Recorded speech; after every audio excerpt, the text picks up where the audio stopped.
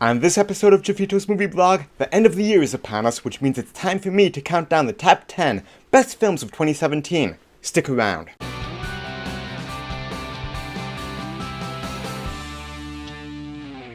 Welcome back to Jeffito's Movie Blog. I'm Jeff Malicki, and if you love movies as much as I do, make sure that you hit that subscribe button. I bring you movie news, movie reviews, trailer reaction videos, box office predictions, and so much more. So make sure that you hit that subscribe button, and then click the little bell notification icon so that you don't miss anything. It's hard to believe that 2017 is almost over. This year has had quite a few stinkers. The vast majority of the films were either pretty meh or quite forgettable. But there were several films that rose to the top of the pack and are what I consider the best of 2017. Now, full disclosure before we get started, these are only films that I have seen. There's still quite a few smaller, limited release, Oscar-type movies that I haven't seen yet, so unfortunately I can't place them on this list. Secondly, this is a list of what I consider my favorite movies of the year. They may not be technically the best in terms of production or direction or acting or any of that, but these are the movies that I enjoyed the most over the year. And because of that, I'm sure that your list is going to look vastly different from mine. And you know what? That's awesome. That is fantastic. All film is subjective. Every movie affects each one of us differently on a different level. That's the beauty of movies, and that is the beauty of all art.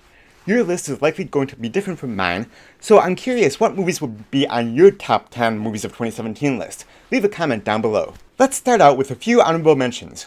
These are movies that were on my list at some point during the year, but got bumped off as I was looking back and compiling my top 10 list for this video. So here we go with 5 honorable mentions in no particular order. The Lego Batman movie. This movie was a lot of fun. I liked the first Lego movie a lot, and they took the success of that film and they just cranked the zaniness level up to 100. I loved all the little references to the Batman lore and to previous Batman movies. The jokes came flying fast and furious. I actually need to watch this movie again, because I'm sure that there's several jokes that I missed the first time because I was laughing so much from the previous joke. This movie is great fun for the entire family, especially if you're a fan of Batman. Next we have Split. I actually missed this one in theaters, despite having heard pretty positive things about it. It was hard for me to believe that M. Night Shyamalan actually delivered a great film again after so many letdowns. But I watched this on Blu-ray and believe the hype. This is a solid film, and the ending, I'm not going to spoil anything even though it's been out for almost a year, but I am super excited to see what M. Night Shyamalan does next. My next honorable mention is Get Out. The directorial debut of Jordan Peele, who of course is one half of the comedy team Key and Peele, and what a debut it is. This is a great film. Great social commentary, and is the type of movie that sticks with you long after you've watched it. You'll be sitting there thinking, and then it just hits you that there's deeper meaning, and you want to go back and rewatch it. This movie was on my top 10 list for quite a while. My fourth honorable mention is Spider-Man Homecoming. This was a great, new, fresh take on the Spider-Man mythology without resorting to another reboot or a retelling of the origin story. Tom Holland is the best combination of Peter Parker and Spider-Man that we've seen yet. I love what he brings to the character, and Michael Keaton as the Vulture is one of the better villains in the MCU. My final honorable mention is another Marvel movie, and that is Thor Ragnarok. This movie was simply one of the most fun experiences that I've had in the theater this year. Taika Waititi injects a sense of humor into the movie that gives the Thor franchise a refreshing jolt of energy, because while I liked the previous 2 Thor films, I thought they were kind of lacking a little something compared to other movies in the MCU. And if I'm being honest, I'd place them near the bottom of the tier in a ranking. Now, this movie isn't all laughs and giggles, even though it is quite hilarious. There's some serious, dark stuff going on, but there's just enough humor at just the right time to inject a little bit of levity into the movie. What can I say? This movie is just a lot of fun. Now we get into the top 10. And again, I cannot emphasize this enough. This is my own personal list, based off movies that I've seen. Also, this is a ranking. I may have given some movies on this list higher scores in my review, but placed them lower on this list. Whatever. This is how I would rank the top 10 movies of 2017. Starting us off at number 10, we have Wonder Woman. This movie was a little bit of a surprise to me because I've been so disappointed with DC movies up to this point. But Patty Jenkins delivers a great film, set in World War I. Gal Gadot is fantastic as Diana Prince / Wonder Woman. Chris Pine as Steve Trevor is really good as well, and I like the dynamic that the two of them have on screen. It really gave me hope for the future of the DCEU. and then we got Justice League. But let's not talk about that one. Wonder Woman is a great film and earns the number 10 spot on my list. At number 9, I have Wind River. This movie surprised me quite a bit because I didn't really know a whole lot about it, and it wasn't really a film that interested me all that much based on the trailer. But then I saw it, and it is a little bit of a slow burn.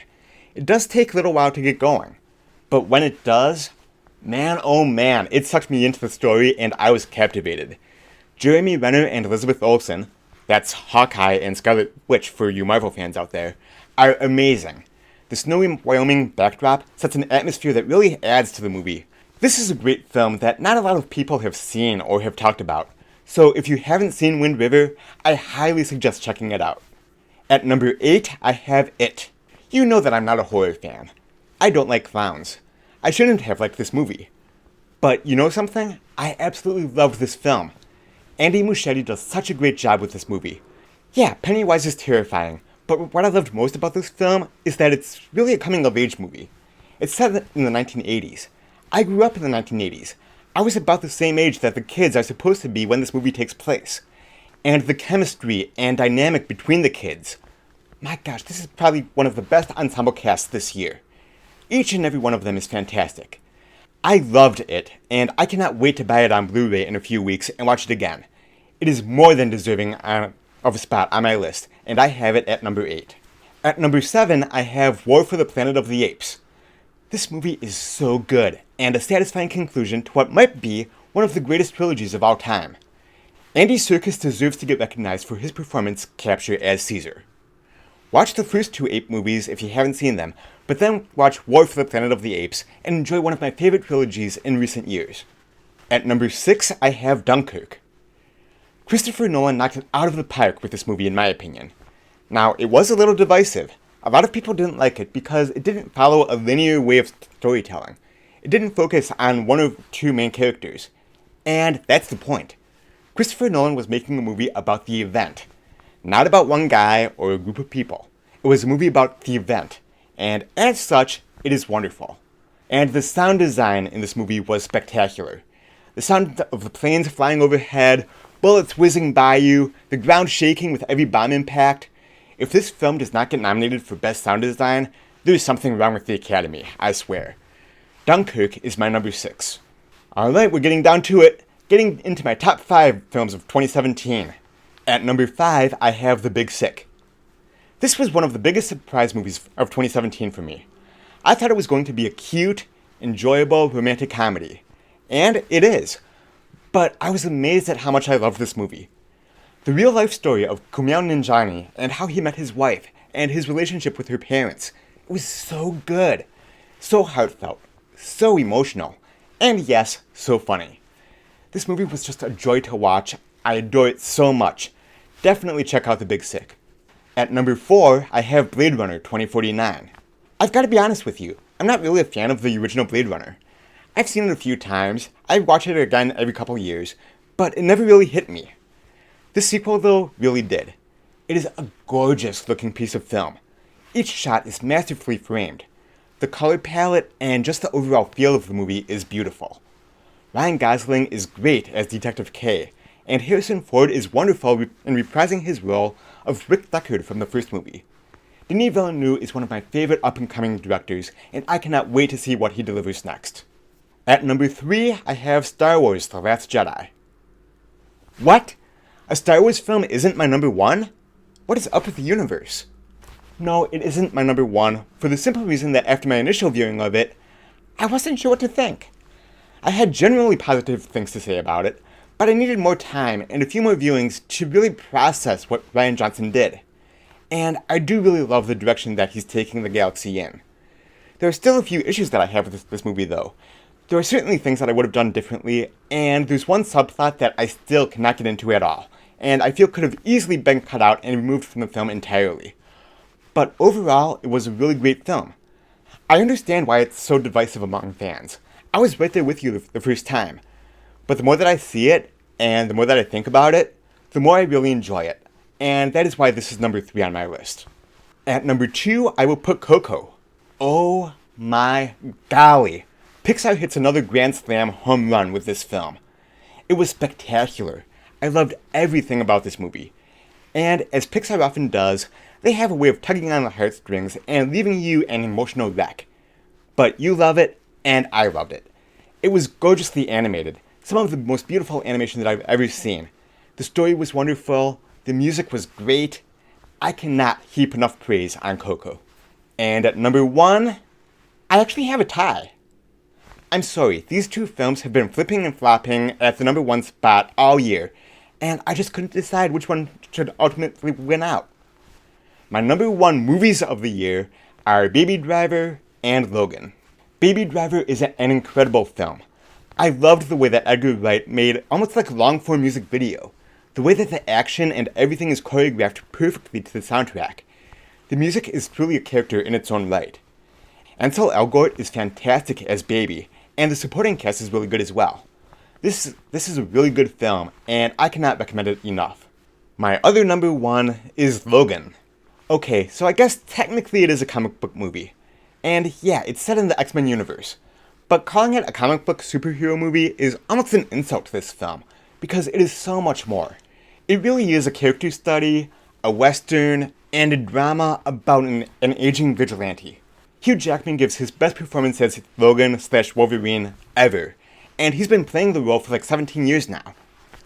Patrick Stewart gives perhaps the greatest performance of his career, and I think he's deserving of a Best Supporting Actor nomination. And Daphne Keane as Laura/X-23, oh my gosh, can that girl act. And she does it without speaking for like the first hour or more that she's on screen. The intensity and fierceness that she conveys just with her eyes and in her facial expression, my gosh, give that girl the Best Supporting Actress nomination that she deserves right now. This is a great movie, whether you're a fan of the X-Men or comic books or superheroes or not. It is one of my best films of the year. Alright, so there you have it. Those are my top 10, or more, movies of 2017. And once again, this is just my list, based off of movies that I've seen. I'm sure that your list is completely different, and that's totally cool. Leave your list down below in the comments. I would love to see what made your list and have a great discussion going. If you need to catch up on any of the movies on my list, you can buy them on Blu-ray using the links in the description down below from Amazon. Now, full disclosure, they are Amazon affiliate links. It doesn't cost you anything extra, but Amazon will give me a small commission. A nice little kickback if you purchase these Blu-rays or anything else that you want using my links. It is a great way to show your support for me and for my channel here. And even though 2017 did have a lot of great films, there were also several stink bombs. Stay tuned for my top 5 worst movies of 2017. That video will be coming up soon. That's going to do it for this episode of Jeffito's Movie Blog. Check out some of my other videos and make sure that you subscribe today so I can continue to bring you more great content from the world of movies. Thank you so much as always for watching, and until next time, I will see you at the movies. Bye-bye.